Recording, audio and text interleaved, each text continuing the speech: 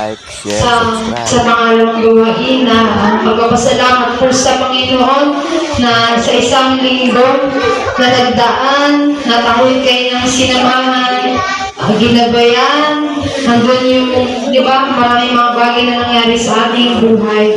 Pero ganoon pa man ay mabuti pa rin po ang Panginoong Diyos na buhay. Amen. No, na ngayon po, no, sabi naman tayo magdadako, no, ang sabi niya po dito sa awit 92 verse 1, ang magpasalamat kay Yahweh ay mabuting bagay. Amen. No, na pagpapasalamat po sa Panginoon ay napakabuti po, no, nating pagsigawan yung mga dakilang bagay na ginawa ng Diyos sa ating buhay. Na nandoon, no, na ating ipagsisigawan, no, mabuti man niya. Lagi po natin sinasabi, mabuti man o maganda ang nangyari sa ating buhay. Sa likod nito ay may ginagawang dakilang bagay ang Diyos na buhay. Amen. At sino ba ang nais ipagsigawan ang dakilang bagay na ginawa ng Diyos sa kanyang buhay? Amen. Palakpakan po natin ang buhay ng Diyos sa buhay po ni Mama Dul. Amen.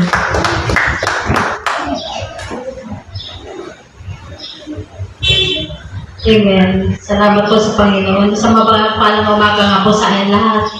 Ayun po, sa aking buhay, hindi po din sa lahat na ako po ay nagkasakit. Pero alam niyo po, hindi po ako nababahala dahil may Diyos po tayo. Ayun po, alam niyo po, nung bago po ako nagkasakit, yan po, may nagsabi po sa akin na, alam mo, parang badre.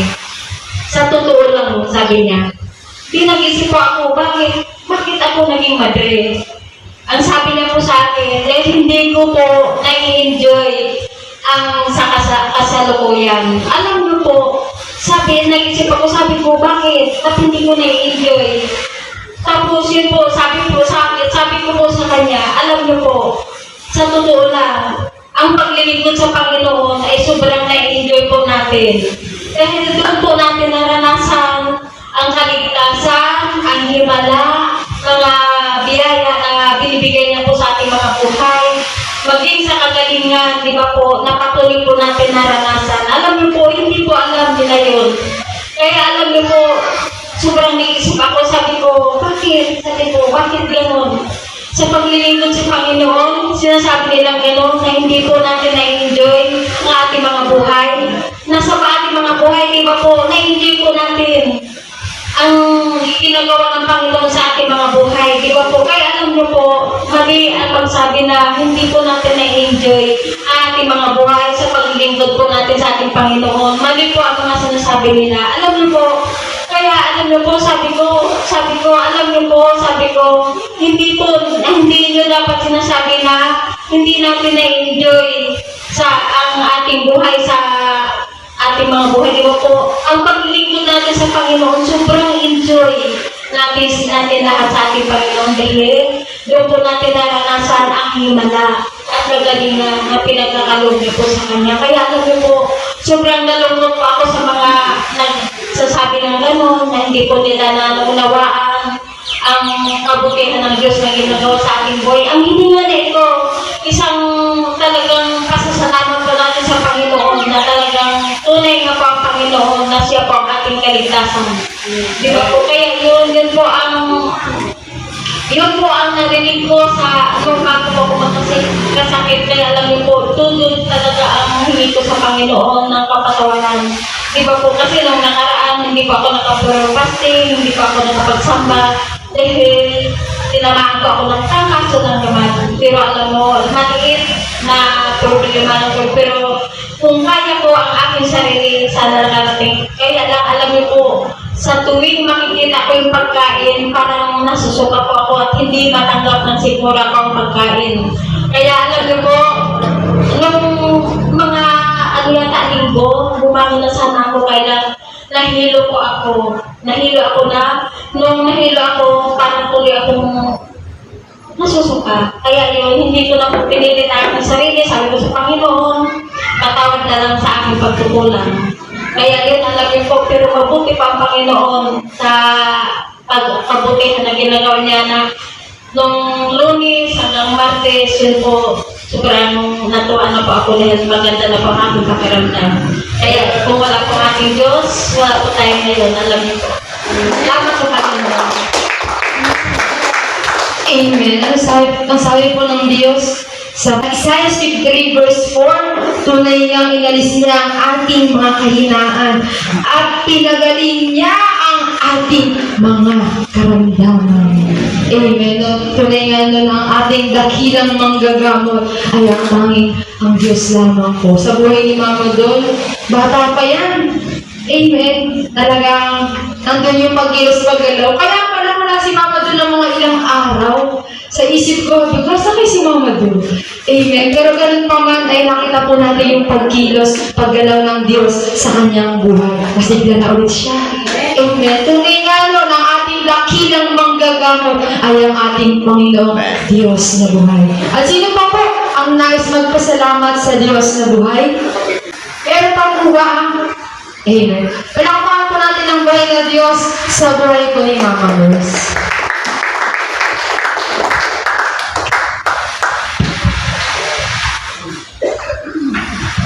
Magpalang araw sa lahat, higit sa Panginoon. Ipapasalamat ako sa Lord sa kabila ng yung hanap buhay ko ba yun? October pa, wala na akong hindi nag-high Robert, nung wala akong hindi nag-hanap buhay. Wala naman akong asawa na nagsusupport, wala na palang nagsusupport. Nagkaroon ako ng trabaho, nagkaroon ako ng hanap buhay mo. Bago mag-December dyan sa Bazaar, pero tapos na nun. Pasko pa lang, mahina na yung tinda. Hanggang sa ngayon, alam niyo isang bagay na pinagpapasalamat ko sa Lord. Mabuti po siya eh. Noong mga nakaraan ako hindi ko nakakapagkina sa rice mill, sabi, balik ng balita sa rice mill na maganda ko yung anak ko ngayon. Siyempre, hindi ko alam kung ano yung proseso ng pagdadaan ako bago makapasok. Sa bawat pagdadaan ko sa mga lugar, nakatingin ako palagi. Saan ba ako pwedeng lugar magpunta? Kaya sa isang sulok lang ngayon, experience ko lang na makapaghanap buhay sa lugar ngayon. Lumipas yung mga araw, bakit nawala na sa isip ko yung gano'n? Biglang may nag-offer sa akin na doon sa rice mill na pinagtatrabaho ako, may nagpapasinda libre. So salamat sa Lord. Ngayon naman na natapos na yung tinda ko sa Bazaar. Sa bawat lugar kami magandang puso, namin nandun yung isip ko, yung puso ko sa nalobin ng Lord na makakuha ko ng pwesto. Kung saan na magtatrabaho ako na mabubuhay ako ng maayos o wala akong amo. Nakapagtinda ako dyan sa may nakaklang ako, yung market ko kami dyan. Pero rice mill, hindi pa siya nag-open eh. Pero hindi ako tulitigil ng pag-iisip sa Panginoon na lobin ng Lord na magkaroon ako ng regular. Pwesto, masasabi ko talagang naka-stay ako kasi napaka-enot yung trabaho na mayroon, wala. Pero magkano yun man, isa lang ang alam ko eh. Hindi nagpapabay ang Diyos. Dati lang nakalabas sa isip ko na ganito man yung nangyayari sa akin kasi hindi ako pwedeng kumuha ng trabaho na meron akong amo. Kasi mahahati yung buhay ko sa pagtatrabaho, sa pamilya, sa pangangailangan, higit sa Diyos. Pinangangawakan ko yung bagay na ang Diyos hindi nagpapabay ka. Kasi napakahirap makipag-agawan sa paglilingkod sa Lord, sa mayroong amo. Nakaiwaan niyo po ba yun? Itaninim ko na yun sa puso ko na sa anumang bagay, anumang laban, pangangailangan, kawalan, naniniwala ko. Lalo kong pinipili ang Diyos, kaya sa kabila ng ganun yung sitwasyon ng aking kalagayan sa buhay, hindi naman ako nagugutuman. Amen po ba? Amen. Isang bagay na pinanghawakan ko at maraming salamat sa Lord na hindi ako nabubuhay ayon sa aking mga pangangailangan. Kasi alam ko yung pangangailangan ko provided siya ng Diyos. Amen. Sa kanya po ang kapurihan. Salamat po. Amen. Sa Diyos po ang kapurihan sa buhay ni Mama Merce. Talaga ng Diyos, no? Sabi niya, sa Psalm 16 verse 3, Ikaw lamang, Yahweh, ang lahat sa aking buhay. At lahat ng kailangan ko, iyong binibigay. At ang kinabukasan ko'y nasa iyong mga kamay. Thank you, Lord. Napakasarap po, no, na sinasabi ng Panginoon na buhay po sa buhay ni Mama Merce. Ang sabi niya rin po sa Psalms 23 verse 1, si Yahweh ang aking pastor, hindi ako magkukulang. Palakpakan po natin ang Diyos na buhay. Amen. Na talagang kumikilos po ang Diyos. Kaya pala may pwesto sila Mama Merce sa tapat ng McDo. Amen. Nakita ko po nung isang araw. Kaya no, sa Diyos po ang patuloy sa buhay ni Mama Merce. Sino pa po sa mga boys? Amen. Palakpakan po natin ang buhay na Diyos sa buhay po ni Mama Jonalisa. Nagpapasalamat po ako sa Panginoon. Talaga po tunay na isang privilege na makapagpasalamat po sa Panginoon. Nakapagpatuto po ng lahat ng ginagawa ng Diyos. Ayun, tunay na po nagpapasalamat ako sa Panginoon sa mga opportunity na binibigay pinapagkaloob niya sa buhay ng aking asawa sa aking buhay. Meron po akong nabasa sa 1 Timothy, hindi man po ako nagkakamali sa 2 Timothy. Kung ano po palang ating buhay dito sa lupa. Di ba po, ang ating buhay ngayon sumamba, manalangin, magkasal, at ang ating buhay ay ituon sa mga bagay na makalangit. Ngayon po, kung kayo po ay mawawala dito sa daigdig nito, tayo po pala ay makakasama rin natin ang Diyos. Nasaan po ba si Jesus Christ? Di ba, ipabasa natin na si Jesus Christ na pangalan ng Ama, ngayon po tayo po pala ay magpapatuloy sa Diyos. Ang pagkakagay natin na po, huwag po tayo maalis sa Diyos. Kung nasaan siya, nandun tayo isip kung tayo mamamatay. Sa langit ang ating pong pag-ibig. Sabi ko nga, Brad, ka nang mangarang. Kasi, pagpangit lang tayo. Sabi ko ka po, nung kapatid ko galing siya, Australia. Galing ka saan? Sa Bulacan, kung nasaan ang Diyos. Magkaiba kayo, pero tingnan mo ano yung katawan mo pa. Sabi ko sa Diyos namin ko, kaya hindi ako nagpo, hindi kita pinapalaki na kundi pinapakita, pinaparinig, pinapagulangap sa ang kapangyarihan ni Lord. Kaya huwag ka ng mga, kaya ako sabi sa akin na, ang ganda dun sa isang rice meal, dito nga po sa San Pedro, ang mahal doon, sabi niya, mamahal. Ako, ni Lord, alam niyo po ba, habang nakakaroon ng asawa, kasi gusto lang nyo. Pero sa puso, ayaw po kasi naano ko na pag nawala kami sa gawain, baka paano na kami, baka, di ba nga po dati, mga anak ko, baka ako naman gawin, baka magbunta na ako ng branch, pag nawala ko sa kami mo, kaya manlalaki, magbaka, ibig ako kapag kasi.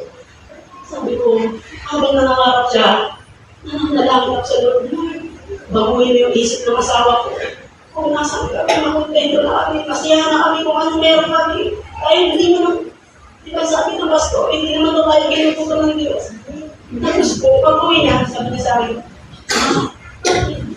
hindi mo sa kami, Lord. Sabi ko, ano po yun? Ang sabi niya po sa akin, inugutom ba kita? Nakita ko iiyak siya. Sabi ko, Brad, batal ko po si Lord ang namusapan mo. Hindi na mo po. Hindi natin kayang talikuran yung ginagawa. Yung ginawa niyo sa buhay natin, sa buhay ko, sa buhay ko. Kaya napakabuti ko pala talaga ng sa pamamagitan ko pala yung pagbabasa natin ng banal ng kasulatan. At lahat po niya ay sa Diyos ko lahat. Amen. Salamat po sa buhay na Diyos sa buhay po ni Mama Jonalisa. Sino pa po? Mabilis naman po ang oras. Sa mga boys ito, ay naman sa Grace. Amen. Malakpakan po natin ang buhay na Diyos sa buhay ni Ate Eden. Malakpakan po natin ang buhay na Diyos sa kanyang.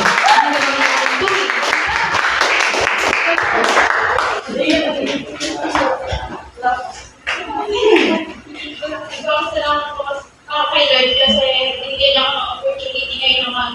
Salamat kasi napumulan po ako ng hiya lagi na wala ang children po ako napumulan po ako ng hiya kayo na tinanggal po ni Lord yung hiya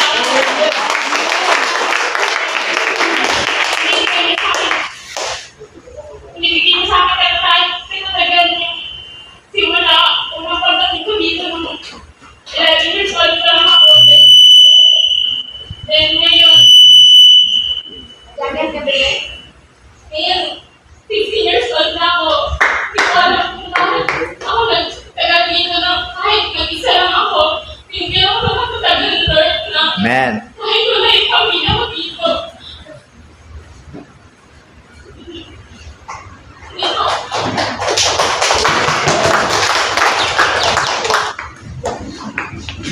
Purihin ang Diyos. Diba? Hindi ko kaya iwan yung church na. No, hindi ko kaya iwan yung church na. Ayoko umalis sa Lord. And yung ministry ko ayoko iwan. Amen. Pero kaya ko ko nag-job na nun. Nung pagkatas ko mag-moving up, ako po kung moving up nun. Sabi ko sa Lord, babalik na ako eh kasi magpapakalit na. Amen.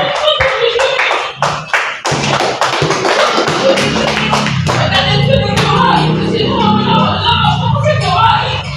Dahil kung sabi sa araw-araw may pasok. Minsan paggabi na po yung uwi.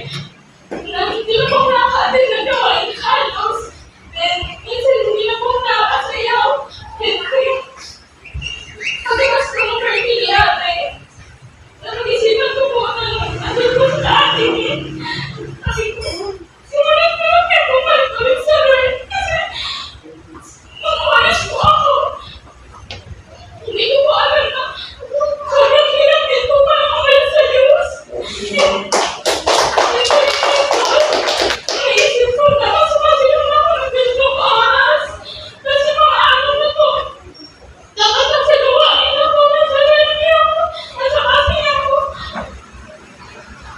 Sabi na namin ko sa Lord na, huwag lang ginawa ng kabalik sa gawain. Sana matutulungan pa yun. Yes, salamat ko sa Lord na. Hindi ko na po nakalimutan yung gawain kahit na madami kong ginagawa sa school. Di nga po yung Thursday po, ang dami kong pinuksa sa akin na lecture ng PPT po. Halos anin po yun, pero hindi po ako napatagalan ni Lord na. Amen. Huwag mo isipin yan, unahin mo yung gawain. Amen. Nag-uwi po ako, nagsulat po ako ulit. And natapos ko po yung lecture na yun, yung PPT na yun na sabi ko, hindi ko ito matatapos eh. Pero yung si Lord eh, sinamahan ako ng Lord. Amen. Para matapos ko yun.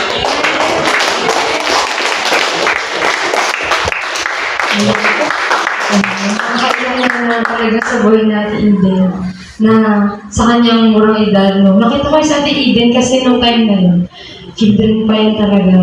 Ito na siya kulit nun eh. Amen. Ikaw lang. Amen. Na talagang sa buhay natin Eden, na kahit daw siya nag-iisa, Ate Eden, ito yung sasabihin ko, hindi ka nag-iisa, kasama mo sa Lord. Amen. Kasama po natin ang Diyos na buhay. Iwan ka man ng marami, iwan ka ng pamilya mo, iwan ka ng lahat ng tao na nasa paligid mo. Lagi mong tatandaan, mayroong isang naghihintay sa'yo, nagmamahal sa'yo, nagmamalasakit sa'yo. Yun lamang po ay ang Panginoong Diyos na buhay na nagmamayari ng buhay mo. Amen. Yung talagang na sa buhay natin Eden, nakakaano no, na sabi niya doon, ang hirap daw po palang umalis sa Panginoon. Totoo yan. Mahirap. Mahirap umalis sa Panginoon kasi mararanasan mo lahat ng mga bagay na hindi mo gusto.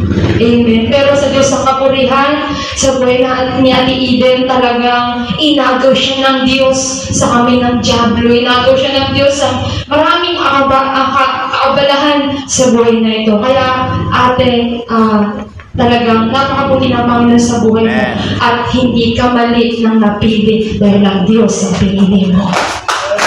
Amen. At yun po, isa na lang po, lalaki naman po tayo. Amen. Palakpakan po natin ang buhay ng Diyos sa buhay ko ni Daddy Jose.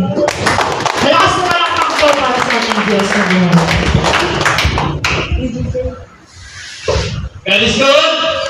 All the time, God is good. Ako'y nagpapasalamat. Mula December, hindi ako pinabayaan ng Diyos. Kahit wala akong trabaho, hindi niya ako binibigyan kami ng mga masamang gawain. Salamat sa Panginoon na sa This My Life, dito tayo pinatitibay, dito tayo pinatatatag. Huwag natin tingnan ang mundo dahil ang mundo ay pasama ng pasama. At salamat sa Panginoon na ako'y nagpapasalamat dahil kahit natabahin na ako, hindi ako nawawalan. Iniingatan ako at pinagpapala. So yung mayroon ako, kung sinong gusto kong bigyan, bibigyan. Pero kung mayaman, lahat naman tayo mayaman. Alam mo ang tunay na mayaman? Mga taga-Diyos my life. Bakit? Dahil nakakahinga mo tayo, nakakita, nakakarinig, binibigyan tayo ng panlasa. Ang kawawa, yung hindi na makalakad, marami kang ng pera, walang kwenta ang buhay. So dapat natin pagulay-gulayan ang salita ng Diyos habang sa unang taon ng January, unahin niyo yung magbasa ng Biblia. Pagdating ng December, alam niyo na lahat kung anong nakalagay mo. At magtatagumpay ka. Salamat sa Panginoon at sa nagbibigay sa akin ng pag-asa. Thank you, Lord. Amen sa Diyos po ang kapulihan. Meron po po ba? Wala na pong oras. Pasensya na po dahil may mabilis naman po ang ating oras sa mga nice pong pasalamat ay ihanda niyo na lamang po yan sa susunod na linggo. Amen. At ako po sa may minuto ay nais ko rin po magpasalamat sa Panginoon Diyos sa buhay. Unang-unang nagpapasalamat ako sa Panginoon kasi yung hinihingi ko sa Panginoon na sana makalipat na yung aking mga magulang sa kanilang tirahan, maraming usapin, at dinig po yun ng Panginoon. Bagamat sa Panginoon na po sila nakatira, okay lang, ang mahalaga, mayroon po sila natutuluyan. At isa pa po doon pinag-pray ko, kasi alam naman po natin, di po ba sa Panginoon, ang pangit talaga ng daan doon, sobra.